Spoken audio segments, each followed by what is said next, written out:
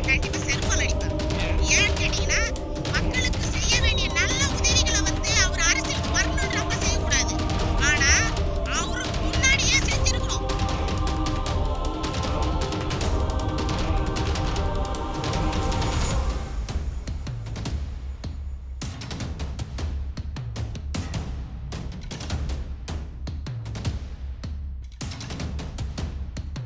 வேல்முருகன் உங்களுக்கு யாரு? உங்க தொகுதிக்கு என்ன செய்திருக்காரு? வேல்முருகன் தமிழக வாழ்வுரிமை கட்சியோட நிறுவன தலைவர், எங்களின் அண்ணன், இளம்புயல், பாரத ஜோதி. அவர் உலகெங்கும் இருக்கிற தமிழ் சங்கங்கள் அவர் தமிழ் பேச கூப்பிடும். வேற யாரையும் இல்லை. இந்த விஜயெல்லாம் கூப்பிட மாட்டாங்க, அவரை தான் கூப்பிடுவாங்க. எல்லா நாட்டுக்கும் அவர் தான் போயிருக்கிறாரு. தமிழையும் நம்ம தமிழ் மண்ணுக்கும் மக்களுக்குமான போராட்டத்தையும் அவங்களுக்கான உரிமையையும் அவங்களுக்கான தேவையையும் எடுத்து சொல்ற அவரு உலகெங்கும் இருக்கிற தமிழ் சங்கம் கூப்பிட்டு அவர் பேச போயிருக்கிறாரு. இது உங்க நாடு முழுக்க இருக்கிற தமிழருக்கு எல்லாருக்கும் தெரியும். அதுதான் வேல்முருகன். இப்போ பன்ருட்டி தொகுதி இல்லை, எல்லாருக்குமே நம்ம தமிழ்நாட்டுக்கான எல்லா மக்களுக்காகவுமே அவர் குரல் கொடுத்துன்னு தான் இருக்கிறாரு. சட்டமன்றத்தில் ஒரு சின்னதாக ஒரு மனு கொடுத்துட்டோன்னு வச்சிங்களா, அந்த மனுவுக்கு பதில் சொல்கிற ஒரே ஆள் தமிழ்நாடு சட்டமன்றமே அதிரும். அதுதான் வேல்முருகன். இதை தெரியாதவங்க யாருமே இருக்க முடியாது. அவர் என்ன செய்திருக்காரு? இது வரைக்கும் எதுவும் செய்தது இல்லைன்னு சொல்லி சொல்றாங்க. நோ, தப்பு.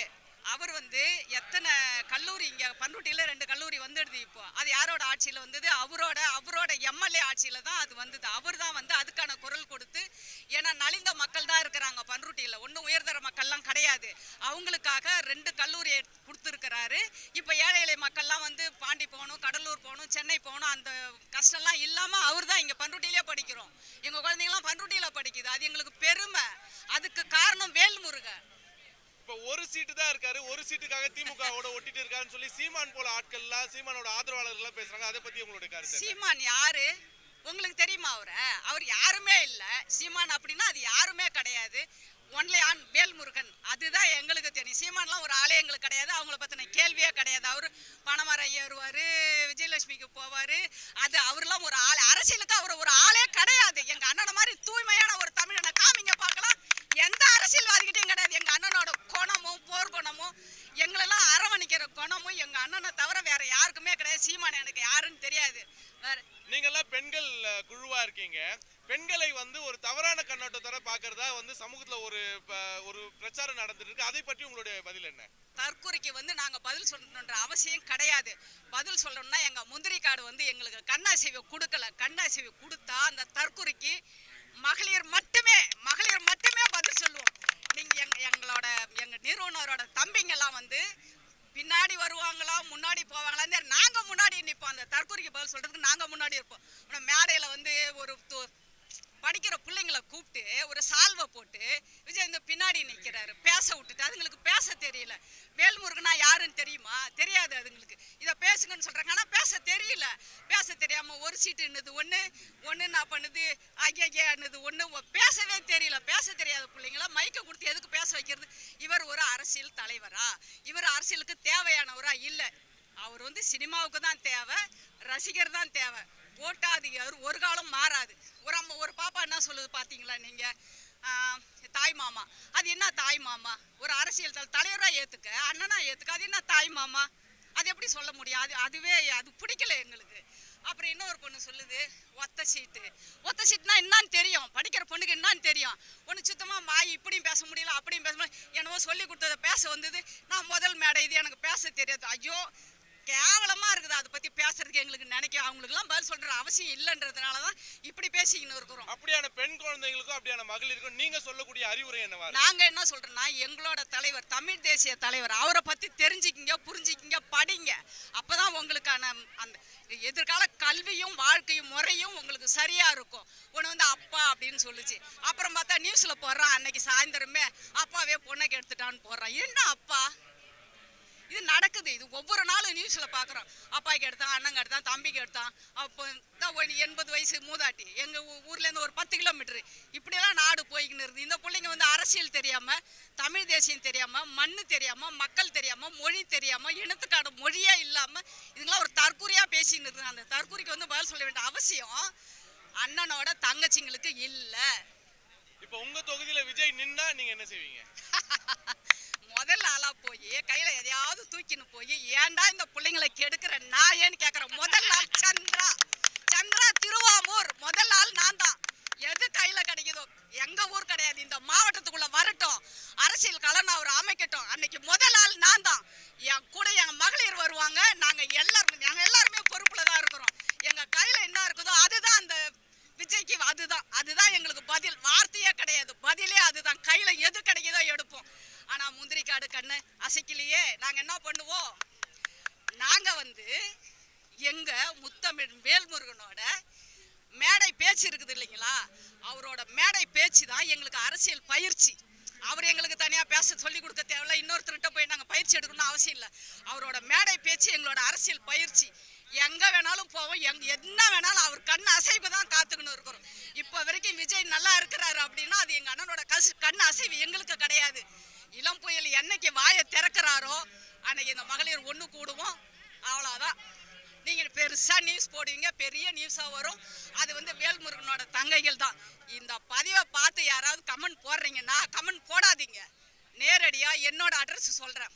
பன்ருட்டி திரு வேல்முருகன், தமிழக வாழ்வுரிமை கட்சி அலுவலகம், வேல்முருகனின் தங்கைகள். வாங்க, யார் வந்தாலும் வாங்க, கமெண்ட் போடாதீங்க. நல்ல ஆம்பளையர்னா கமெண்ட் போடாதீங்க. வாங்க, கட்சி ஆஃபீஸுக்கு வாங்க, பார்த்துக்கலாம். அதுதான் எங்கள் அட்ரஸ். என்னோட பேர் எழிலரசன். நான் காலேஜ் 3rd இயர் படிச்சுட்டு இருக்கேன்.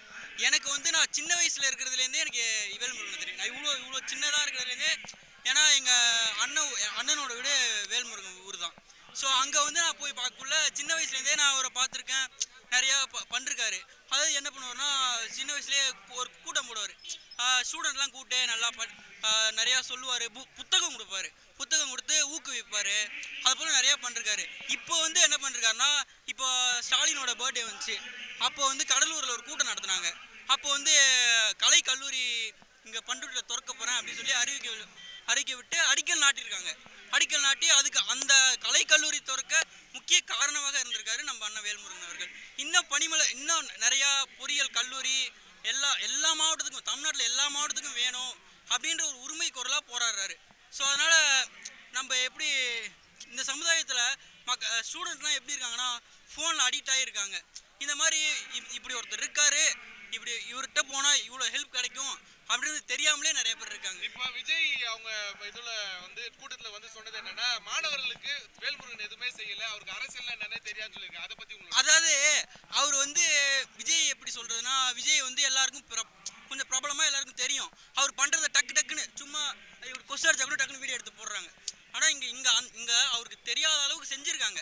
அது யாருக்கும் இங்க இருக்கிற மக்களை கேட்டால் எல்லாருக்கும் தெரியும். ஆனா தமிழ்நாடு அளவுக்கு தெரியுமா தெரியல. ஏன்னா அவர் அதிகமா விளம்பரத்தை விரும்பாதவர். விளம்பரம்லாம் தேவையில்ல, நான் சின்னதாகவே பண்ணிக்கிறேன், நான் பண்ணது என்னோட இது நான் பிரபலம் ஆகணுன்றதில்ல, நான் 4 பேருக்கு நல்லது செய்யணும் அப்படின்றது தான் அவரோட நோக்கம். உங்களை மாதிரி இளைஞர்கள் நிறைய பேர் விஜய் பின்னாடி போறதா இருக்கு. நீங்க இவ்வளவு தெளிவா அரசியல் பேசுறீங்க, நீங்க ஏதாவது சொல்ல விரும்புறீங்களா அந்த மாணவர்களுக்கும் அந்த இளைஞர்களுக்கும்? நீங்க ஃபர்ஸ்ட் நீங்க யார் பின்னாடி போகணும்னு எப்படி முடிவெடுக்கணும்னா, இது வரைக்கும் மக்களுக்கு யார் யார் என்னென்ன நல்லது செஞ்சிருக்காங்கன்னு பாருங்க. அதுக்கப்புறம் யார் பின்னாடி போகலாம் அப்படின்றத முடிவு பண்ணுங்க.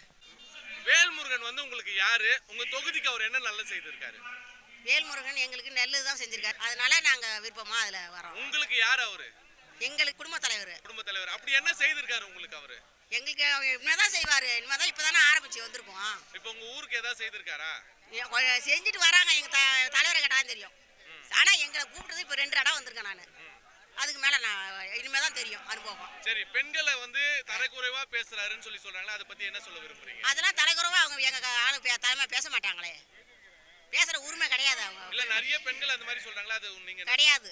அது யாராச்சும் இது ஒரு இதுல பொறாமையில சொல்லுவாங்க, இதெல்லாம் சொல்ல மாட்டாங்க. சரிங்கக்கா, நன்றி.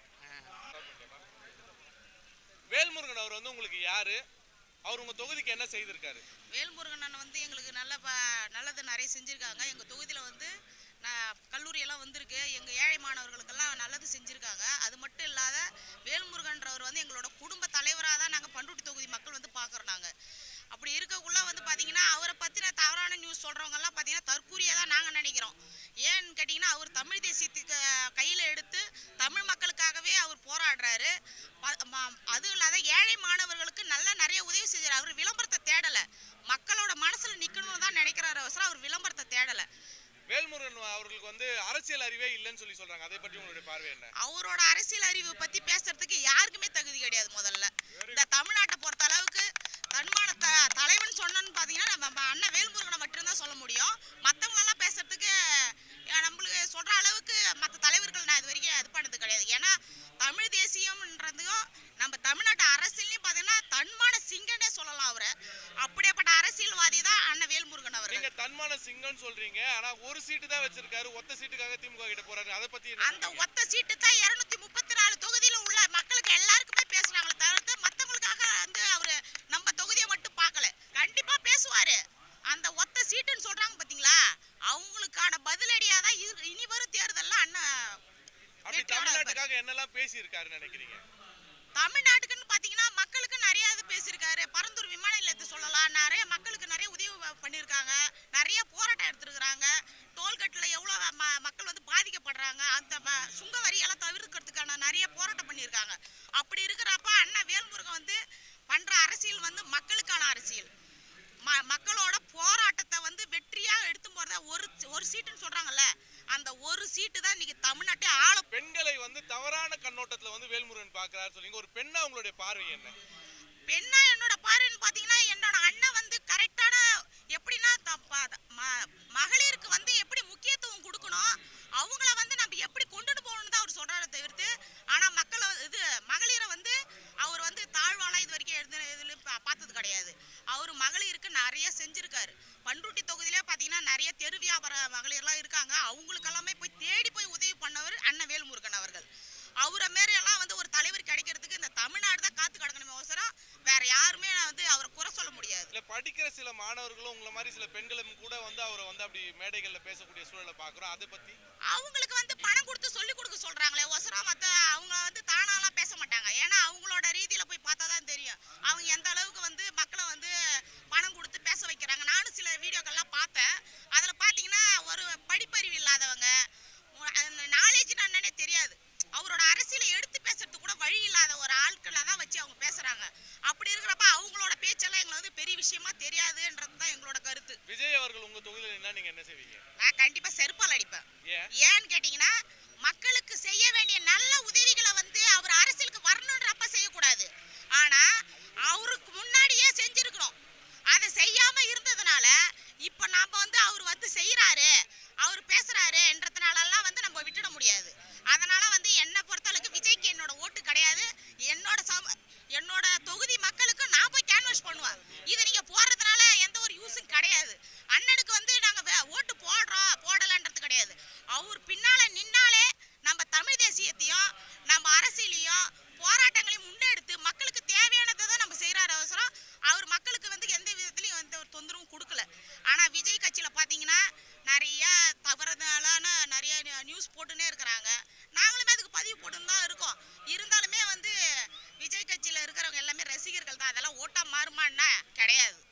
அந்த நேரத்துக்கு அவன் கோழி பிரியாணி கொடுக்குறானோ அவனுக்கு தான் அந்த ஓட்டு போய் சேரும். அதனால அதெல்லாம் வந்து ஓட்டா மாறுன்றது சும்மா கதை. ஆனா அண்ணனை பத்தி பேசணும்னா தமிழ் தேசியத்தை பேசுறதுனால அவர் எல்லா மனசுலயுமே நிக்கிறதுக்கு நிறைய வாய்ப்பு.